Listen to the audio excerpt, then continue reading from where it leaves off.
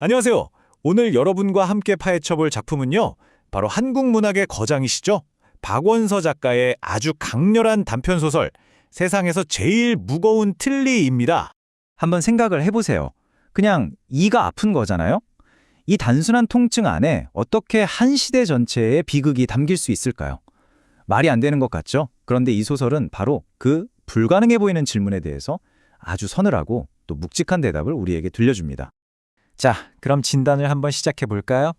첫 번째 단계입니다. 이 이야기 전체를 끌고 가는 그 증상, 바로 견딜 수 없는 고통의 정체부터 한번 살펴보겠습니다. 이 작품의 주인공, 나는요, 원인을 알 수 없는 아주 극심한 턱 통증에 시달리고 있어요. 근데 본인은 확신합니다. 이 모든 고통은 내가 큰돈 들여 맞춘 이 틀니 때문이라고요.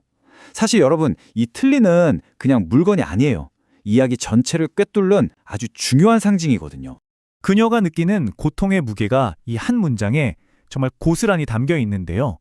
틀니가 천근의 무게로 턱뼈를 눌러 꼭 턱이 떨어지고 말 것 같았다. 와, 이건 그냥 이가 아픈 수준이 아니죠? 그쵸? 마치 내 존재 전체를 짓누르는 것 같은 그런 엄청난 압박감인 거예요. 그러니까 주인공의 생각은 딱 이거예요. 내 몸이 이 틀니를 거부하고 있구나. 그러니까 이 틀니만 쏙 빼면 이 모든 고통에서 해방될 수 있을 거야. 어때요? 되게 명쾌한 진단처럼 들리죠? 하지만 사실은요, 이게 더 깊고 본질적인 문제를 외면하기 위한 뭐랄까? 일종의 자기 기만, 스스로를 속이는 과정이었던 겁니다. 자, 이제 두 번째 단계로 넘어가 볼게요. 아니, 그녀는 왜 이렇게까지 틀니라는 가짜 원인에 집착했을까요? 그 이유를 한번 그녀의 내면과 주변 인물들을 통해서 추적해 보겠습니다.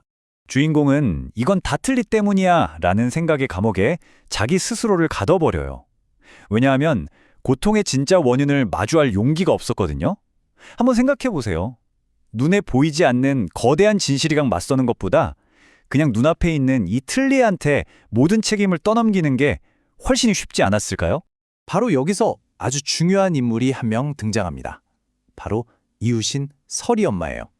이 설이 엄마는 주인공 나와는 정말 모든 면에서 정반대인 인물입니다. 나는 어때요? 내면의 고통은 외면하고 그냥 체제에 순응하면서 현실에 주저앉아 있잖아요. 반면에 설이 엄마는 장애가 있는 딸을 위해서 직접 행동에 나섭니다.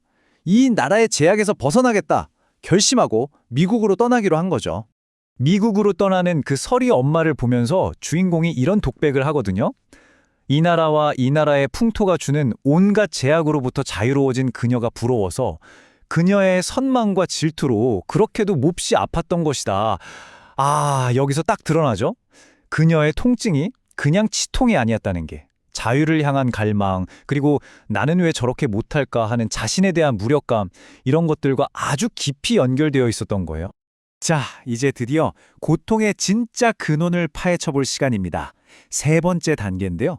그녀의 삶을 꽁꽁 올가매고 있던 그 역사적 그리고 심리적인 배경을 아주 깊숙이 들여다보겠습니다. 이 모든 비극의 시작은 한국전쟁 때까지 거슬러 올라가야 합니다.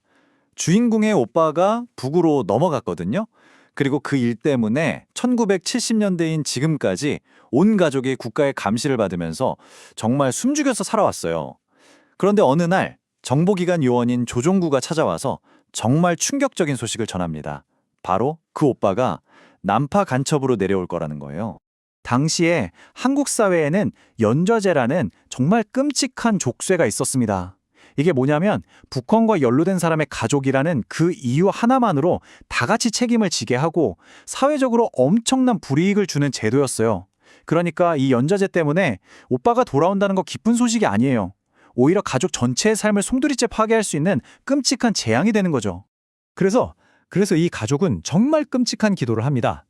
바로 넘어오다 차라리 사살되었으면 하고, 아들이 오빠가 차라리 죽기를 바라는 이 한마디, 정말 살아남기 위해서 혈육의 정마저 부정해야 했던 그 시대의 공포가 이보다 더 아프게 드러날 수 있을까요?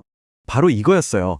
언제 내 모든 것이 무너질지 모른다는 그 공포, 그리고 오빠의 죽음을 바랐다는 그 끔찍한 죄책감. 이 모든 게 막 뒤엉겨서 만들어낸 도저히 견딜 수 없는 심리적 압박감. 이것이야말로 주인공의 턱을 천근의 무게로 짓누르던 그 고통의 진짜 정체였던 겁니다. 자, 이제 마지막 진단입니다. 이야기의 클라이맥스죠. 주인공이 마주하게 되는 그 결정적인 깨달음의 순간을 통해서 과연 세상에서 가장 무거운 것은 무엇이었는지 그 정체를 확인해 보겠습니다. 어느 날 밤이었어요. 조용한 노크 소리가 들립니다. 그리고 낯선 남자의 목소리. 바로 그 순간 주인공의 시간은 그대로 멈춰버립니다. 극심한 공포가 온몸을 덮쳐요. 그녀의 머릿속은 비명으로 가득 차죠. 드디어 올 것이 오고 말았구나. 이제 끝장이다. 이건 파멸이야. 문 밖에 저 남자는 틀림없이 오빠일 거다. 이제 나의 이 평온했던 삶은 모두 끝났다. 이렇게 생각한 거죠. 그리고 이 극도의 공포 속에서 오빠는 더 이상 가족인 오빠가 아니에요. 그냥 자신의 삶을 파괴하러 온 익명의 위협, 그냥 그 남자일 뿐입니다. 분단이라는 이데올로기가 한 개인의 내면을 어떻게 파고들어서 피를 나는 가족마저 이렇게 단절시키는지를 보여주는 정말 소름 끼치는 지점이에요. 그런데 알고 보니 문 밖의 남자는 간첩이 아니었어요. 그냥 월부책 팔러 온 평범한 외판원이었습니다. 외부의 위협은 거짓말처럼 사라졌고 그녀는 일단 안도의 한숨을 내쉬죠. 그런데 바로 그 순간 그녀가 뭔가 이상하다는 걸 깨닫습니다. 잠깐만, 이 소동이 벌어지는 내내 자그는 이미 틀니를 빼고 있었거든요. 그런데 왜 턱을 짓누르는 이 끔찍한 통증은 조금도 사라지지 않은 걸까요? 그리고 마침내 모든 걸 깨닫게 됩니다.